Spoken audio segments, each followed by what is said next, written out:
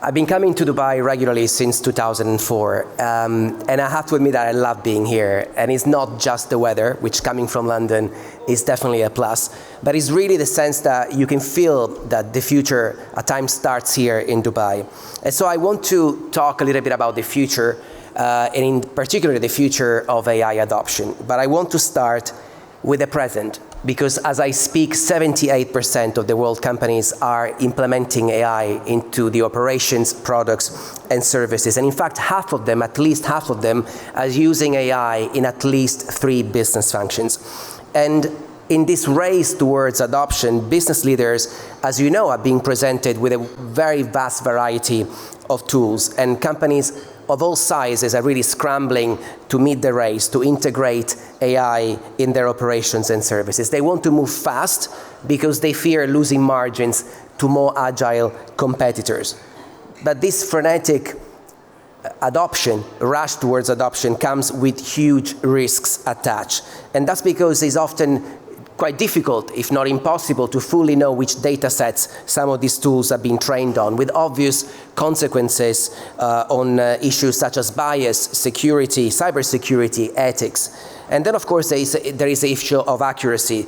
And so the corporate risks are really immense, because in terms of compliance, reputation, profitability, security, but also, quite frankly, for society at large. So at the Thomson Reuters Foundation, we want to contribute building a future where AI does no harm.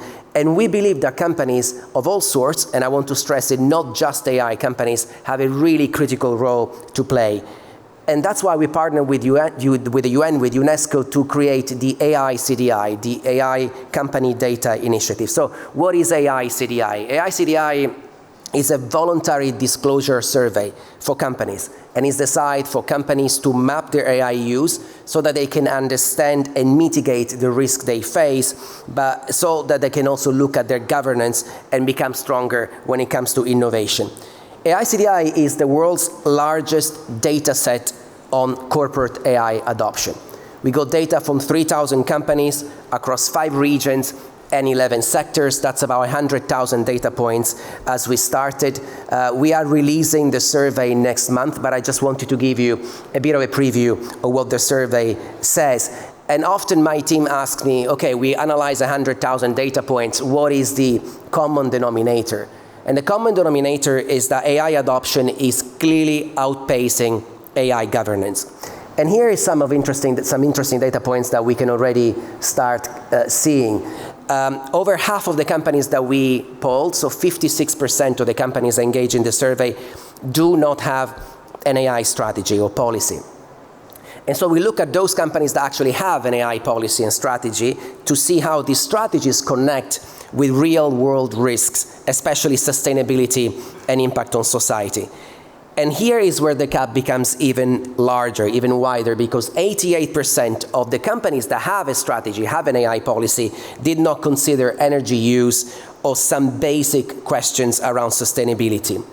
And additionally, 72% of those companies did not assess any societal impact beyond end users. In other words, many policies only focus on the immediate customer use case and ignore the broader picture: impact on jobs, wages, bias, and discrimination. There are also some really interesting differences across geographies. For example, despite a very strong US dominance in developing AI technologies, only 39% of companies in the Americas actually published an AI policy or AI strategy, and that's much lower than the data that we're actually collecting from Europe, Middle East, and Africa. And this really tells us that AI governance, but also I would say AI expectations, are moving at a different pace across the world, across geographies. We also looked at the Gulf regions, and as you can see, some really interesting data points from there. So 71% of the companies in the Gulf have AI oversight, but this AI oversight is really happening at the top. Now, this data is really interesting because it's way above the average that we are collecting from other geographies, but it also tells us that the conversation around AI is really happening at the top. And that means that employees, for example, are not required to acknowledge any potential AI policy, which creates gaps, obviously, when it comes to policy and practice, and obviously creates risks. Now, our initiative wants to close the gap between governance and accountability. And this is what AICDI does. It's a voluntary survey, and I stress the word voluntary, that really becomes a risk mitigation tools for companies that are adopting AI, and allows companies to maximize the benefits of AI while minimizing the risks that they create for business, quite frankly, but also people and the planet. As I said, it stems from the UNESCO Ethics of Recommendations, which is a very wide piece of policy. It's actually been signed by every single member of UNESCO. And companies can opt in the survey, and can also opt in when it comes to the data that they want to be made released public. In terms of the kind of questions that we ask in the survey, we ask whether companies have an AI strategy. We ask if they use, for example, open source tools, or whether they use proprietary tools, if they are aware of the provenance of the data, so questions of data provenance, if they are upskilling their staff. And the feedback, I've been talking to literally hundreds of CEOs in the past year, the feedback that we have been getting is very positive. Companies really see this free tool, this voluntary tool, as a roadmap to figure out their AI strategy. And some really interesting feedback is coming from NEDs, from non-executive directors, because they obviously have a fiduciary responsibilities on companies they're on the board of, but they have a very little sense and understanding of what's happening in the AI supply chain of those companies. So really, the questionnaires of this survey really empower, for example, non-executive directors in being able to ask the right questions. So AICDI wants to benefit the wider ecosystem, the wider AI ecosystem, starting from companies, but also looking at policymakers, investors, and critically the insurance sectors, which are really, really clogging in on the material risk of AI implementation. Here are some benefits looking at different categories, and I want to start, of course, with companies, with business. AICDI makes their AI journey easier and significantly more robust. And as I said, and I mentioned this word before, risk mitigation, it acts as a risk mitigation tool for companies, and it helps them staying ahead of the curve and to comply with international standards. So we ask, for example, questions around cybersecurity, and the questions that we ask are cross-referenced across 20 cybersecurity standards globally. So by answering this questionnaire, companies understand what regulators are increasingly looking for and can position themselves ahead of the curve. Companies that participate receive a private scorecard, which means that they can benchmark themselves against their peers in the sector. For the investors, the benefits are huge.